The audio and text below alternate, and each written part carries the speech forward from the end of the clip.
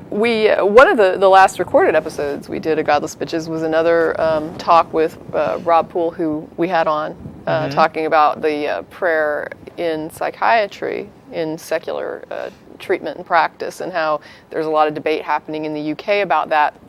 And I want to stress to people that this is not just an issue isolated to secular psychiatric treatment in the UK. This is actually stuff that is going on currently all over the place. And so you need to start looking out for this.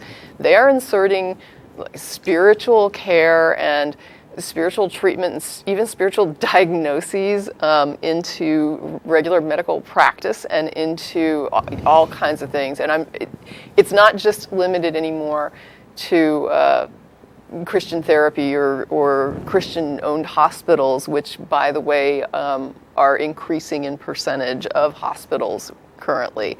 So there's more and more hospitals that are starting to be affiliated with churches or owned by churches, and you're seeing a decline in secular hospitals. This is important because hospitals that are religiously affiliated in that way can tailor their treatments.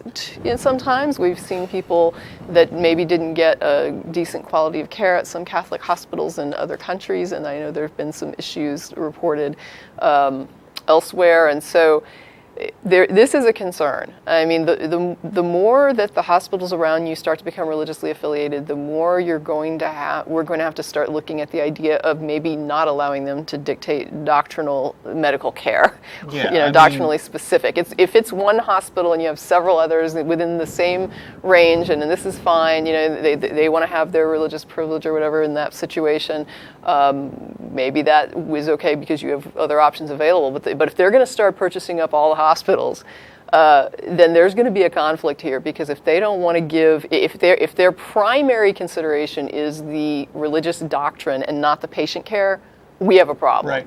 We've already seen, or for a number of years running, there have been cases popping up here and there of pharmacists who took conscience clauses, was it? Yes. Where they refused to give somebody their prescribed birth control, for instance. And we talked about this on Godless Bitches. One of the things that was interesting to me is that one of the original reasons that I contacted Rob Poole was to ask him about the ethics of that question, because he had published on ethics in medical health care, and then he published specifically on religious boundaries and ethics, and he also holds a position where he is tasked with taking ethical reports or ethical problem reports of other therapists that are in practicing. So he is somebody that can speak to ethics.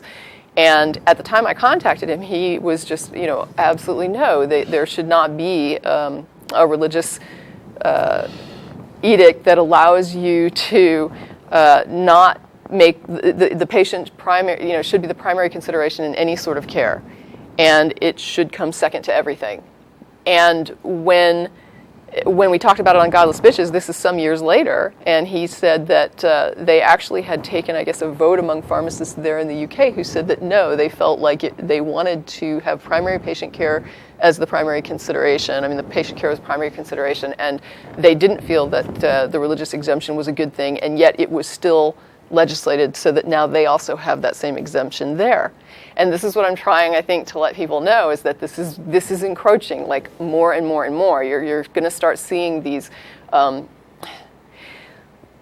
We've seen, clinics, for example, women's healthcare clinics, go into decline if they offer particular services for reproductive services. And what happens is it becomes harder and harder to find these clinics, so that even if you have been, even if your right to access those services has been identified as a protected right by the Supreme Court of the United States, there are still these subversive laws that go into effect that then eliminate your capacity to go and get those services, so that what ultimately happens is that you have a right with no teeth whatsoever, that on the books says you can do this, but your capacity is completely stripped or so difficult to access that you cannot exercise that right.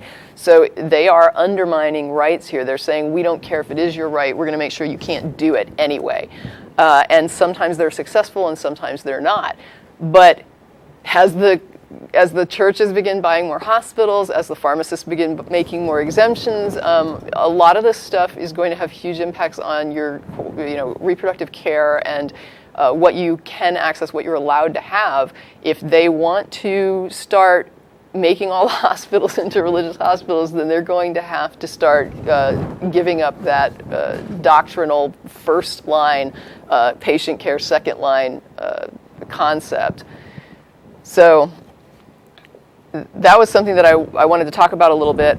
One of the things that came up to me was that somebody sent a note. They had heard the interview with Rob Poole, and they said, I wanted to bring to your attention that nursing in the U.S. has a diagnosis of spiritual distress.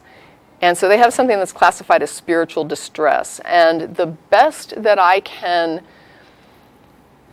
discern, it seems to be any kind of a negative life event that would impact you across many levels of your being. So that it might cause you distress in your family life, it might cause you some kind of depression, it might actually have physical symptoms that are brought on by the stress, like you're just overall impacted by this negative thing. And it could be even something like losing a limb, but it also can be things like losing your faith. And while we do hear from people who lose their faith and undergo a lot of distress as a result of that in many areas of their life, we also hear from people who lose their faith and it's the best thing that ever happened to them, and they're extremely excited and they're happy and this is great. And so it's very important for when you're going to take something like this and you're going to classify, loss of faith in there. Well, I can see that they're setting up some kind of circular reasoning thing because people make the claim that you need Christianity to be happy, and as proof of that, they show that these specific people are becoming depressed. But one of the measurements of becoming depressed is that you're losing your faith, right? And so, it's just kind of self-fulfilling to assume that way. Right, and so it becomes important to consider the differences in the people who do suffer distress over loss of faith and the people who don't. Because some people lose their faith and they don't have any problem with it. And so just classifying everyone who loses their faith as red flag, you're going to have all these horrible, psychological responses to this. It's like, well, no, some people do, some people don't, and we have to identify what is different about those people. Mm-hmm. But the thing that I just wanted to hit on the nursing issue here in the U.S. is that they have a little note here that says underneath therapeutic interventions, they have pray, if requested, pray with patient. This provides a sense of connectedness to others. This is riddled with all the same problems we talked about when Rob Poole talked on the show. I mean, right. All the same problems. What happens if a nurse is Muslim and someone wants to pray to Jesus? Is that nurse required to do that? Would somebody be required as part of a condition of their employment to pray to a God that they consider to be, idolatrous or blasphemous to pray to? Would they have to do that? In the psychiatric discussions, they were saying it's only if they're the same religion, if you're on the same page with religion, then you can offer this. And if they have something like that in the nursing, then my question is, so what you're saying is that a nurse can provide particular quality of care to one patient and can deny it to other based on religious discrimination, right? I mean, you're basically saying, I will only provide this prayer service to other Muslims, or I will only provide it to other Christians that are like me, but I'm not going to pray with, somebody who doesn't believe exactly what I do. So now you're denying this sense of connectedness that is required for treatment to any patient who doesn't have a similar faith, right? What about somebody who just has objections overall, somebody of no faith who just thinks this is all objectionable? Is that person going to have to do that as a condition of employment? Are they going to have to practice this religious ritual with a patient? Are they basing this claim on any kind of medical study? I mean, that praying with patients provides a sense of connectedness with them and this is beneficial somehow? Believe me, it is. I suspect not. It is so much trying to define it, okay? But as I started to read about it in the nursing diagnostic thing, what I started to realize was, wow, this sounds a lot like religious trauma syndrome. And religious trauma syndrome is not really classified yet, as far as I'm aware. But there are people that are working on getting this described and getting it promoted as something that needs to be addressed. And certainly if our email is any indication, there are people who are traumatized by leaving their religion. And I tend to agree when they're discussing religious trauma syndrome and trying to figure it out, in the articles and the research that have been done on it so far, seem to align with the mail that we get, which is that when you get heavily indoctrinated, which I talked about last time I was on, and if you just want to go back and reference that, I talk about all of the things that religions that indoctrinate heavily and are authoritarian do to people in order to make leaving as difficult as possible. What they want to do is force you to stay and make going away a very, very difficult thing. And they are highly successful in doing that. They make it extremely difficult for people to leave. And so when you leave, you sometimes have to leave your family behind. You sometimes have to give up all your social connections. You can't work anymore where you wanted to work. You have to give up everything in order to continue on. And sometimes you have to live in a community of people who now treat you differently and shun you. You have to, or you move somewhere and you're completely isolated now and you have no community. And so people suffer sometimes when they walk away from religion, in the same way that you would suffer if you were, trying to get off heroin, I suppose. You would go through like horrible withdrawal. And it would be definitely correct to say that giving up heroin, people have this horrible reaction to stopping, heroin once they're addicted to heroin. But that doesn't mean that leaving is a bad thing. And it doesn't mean that being on heroin to deal with your world is necessarily best. It just means that it's, nobody is saying that it's untrue that there are people who suffer from loss of faith, or suffer when they lose their faith. And when they have to walk away from those things and confront these people and confront their communities and, come out with something that they know is not going to be taken well,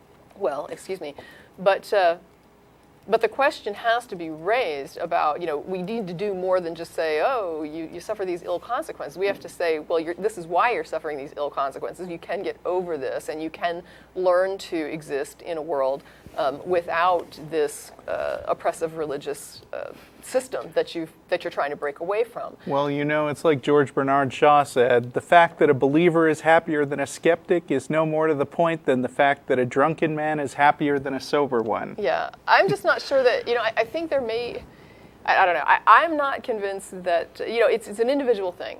Whether or not you're happy is an individual thing. I understand what you're saying, and yes, that's cute. It's a funny quote. Yeah, I always like that one. And it is one. Appropriate to this.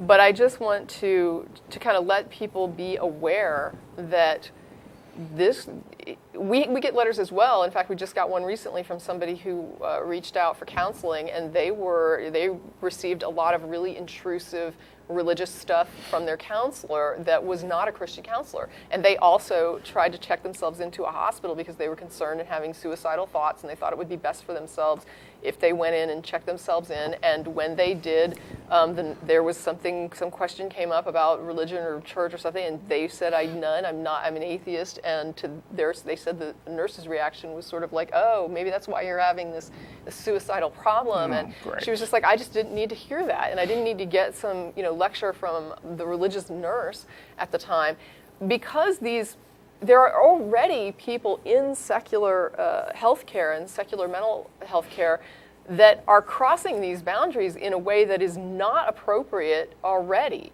And giving them, it's not really giving them license to cross the boundary, because they are putting these things in place, and technically they are saying things like, only if you're asked can you pray with a patient. Well, when it was don't do it, they did it anyway. And now that you're saying, well, you can do it if you're asked, I have to wonder, are some people just going to take that as license? Or are some people going to do what they can to get asked or to suggest things or try? And you cannot encourage people to be religiously intrusive in their secular jobs, because they're already intrusive and they don't understand it. They do not understand boundaries already when it comes to their religion. And so just trying to bring those lines closer and closer in is a very bad idea.